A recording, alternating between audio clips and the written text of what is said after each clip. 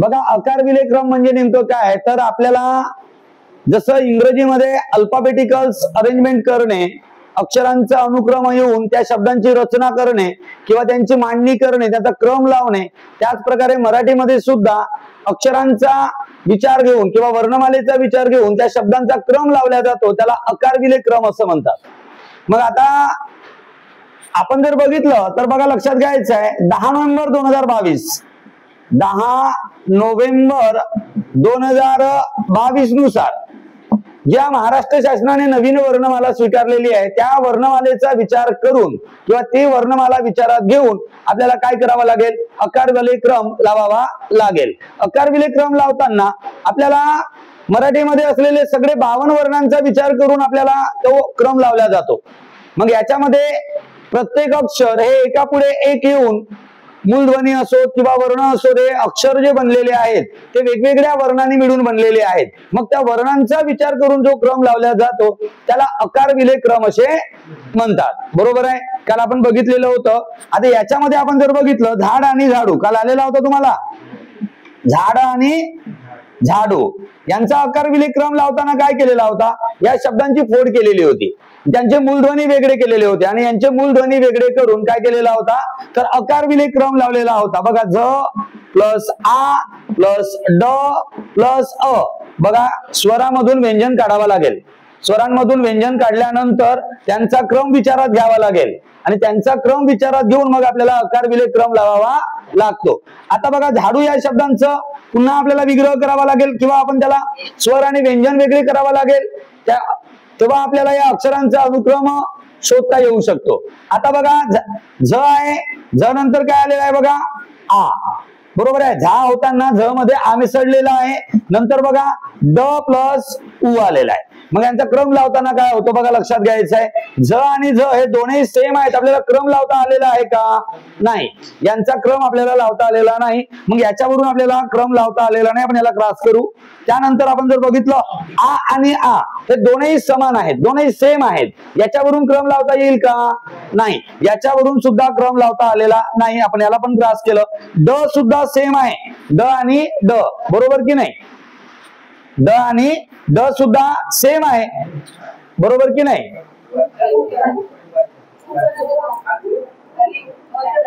हा बघा लक्षात घ्यायचं, ड आणि ड काय आहे, सेम आहे, ड वरून आपल्याला क्रम लावता आले का, नाही. पण इथे जर बघितलं झाड आणि झाडू यांचा विचार केला असता, या ड मध्ये बघा स्वर बघा दोन वेगवेगळे आहेत, इथे अ आहे आणि इथे काय आहे उ आहे.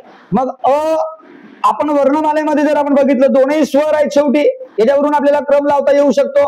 आणि अ हा पहिले येतो, उ हा नंतर येतो, आपल्याला 14ही स्वर वर्णमालेतील काय आहे अनुक्रमे पाठ आहेत, यानुसार आपल्याला लक्षात आलेला असेल अ हा पहिले आलेला आहे आणि उ हा काय आलेला आहे नंतर आलेला आहे, म्हणजे याचा पहिला क्रमांक लागेल, याचा दुसरा, म्हणजे झाड आणि झाडू या शब्दामध्ये आपण क्रमांक लावलं तर अनुक्रमे अकार विलेय क्रमानुसार झाड हा शब्द पहिले येईल आणि झाडू हा शब्द काय येईल दुसऱ्या क्रमांकावर येईल. आपण पुन्हा एक असं उदाहरण बघू. बघा दुसरा एखादा क्रम तुम्हाला सांगितलेला होता. आता जर आपण बघितलं तुमचे नाव घेऊन बघू, एखादा जर का कोणतेही एखादे नाव घेतलं तर त्या नावाचा सुद्धा क्रम आपल्याला लावता यायला पाहिजे. आता बघा नाव लिहून घेऊ आपण. बघा एक आहे शीतल, दुसरा आहे शाळा, नंतर जर आपण बघितलं एखादा शालू,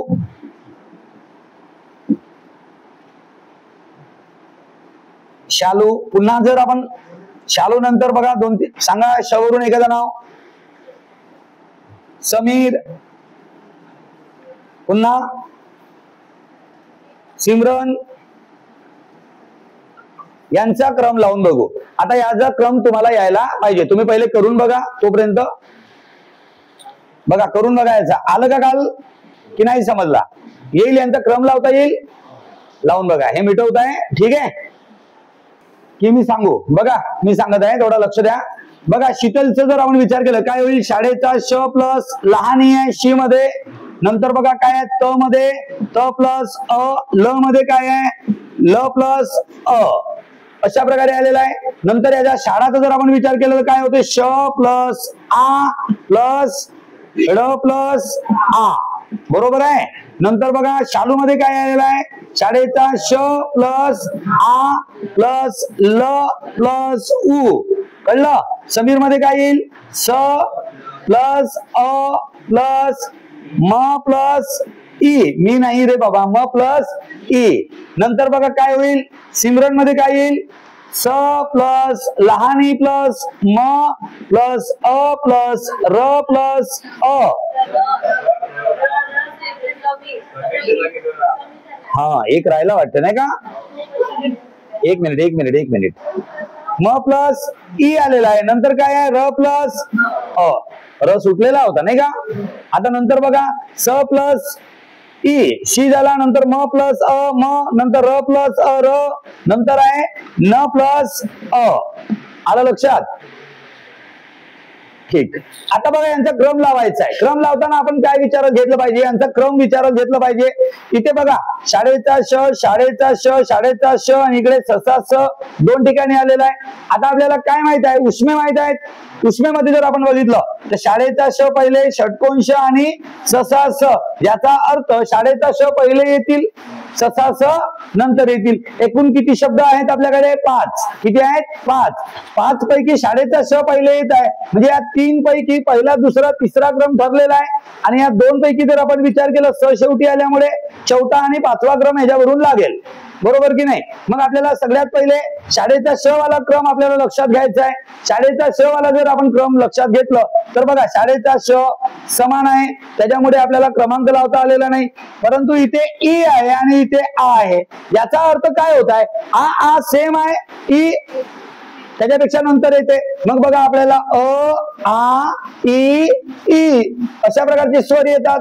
मग आच्या नंतर ई येतो, बरोबर की नाही. म्हणजे याचा अर्थ या 3 पैकी 1 2 3 क्रमांक लावायला दिलं तर शीतल हा 3ऱ्या क्रमांकावर जाईल. कितव्या क्रमांकावर जाईल, 3ऱ्या क्रमांकावर जाईल अनुक्रमेनुसार. आता हा जो झालेला आहे 3रा क्रमांक, याला आपण कट करू. आता 2 मध्ये पहिला आणि दुसरा ठरवू कोणते कोणते आहेत. बघा आ आणि आ आहे, मग याच्यावरून क्रमांक लावता आलेला नाही, याला कट केलं. मग इथे ळ आहे आणि इथे ल आहे, तर बघा आपल्याला ळ पहिली येईल की ल पहिली येईल, ल पहिली येते. आपल्याला वर्णमाला माहित आहे, ळ हा व्यंजनामधला शेवटचा वर्ण आहे, ल पहिले येतो, बरोबर की नाही. म्हणजे याचा अर्थ ल याला ल आहे पहिला क्रमांक आहे आणि याचा दुसरा क्रमांक आहे. म्हणजे अकार विले क्रम लावताना बघा शालूला पहिला भेटलं, शाळाला दुसरा भेटलं, शीतलला तिसरा भेटलं, उलट झालेलं आहे. आता सिमरन आणि समीरचं बघू, चौथा आणि 5वा क्रमांक ठरवायचा आहे. चौथा आणि 5वा क्रमांक ठरवताना बघा स स समान आहे, त्यामुळे आपल्याला याचा क्रम लावता आलेला नाही.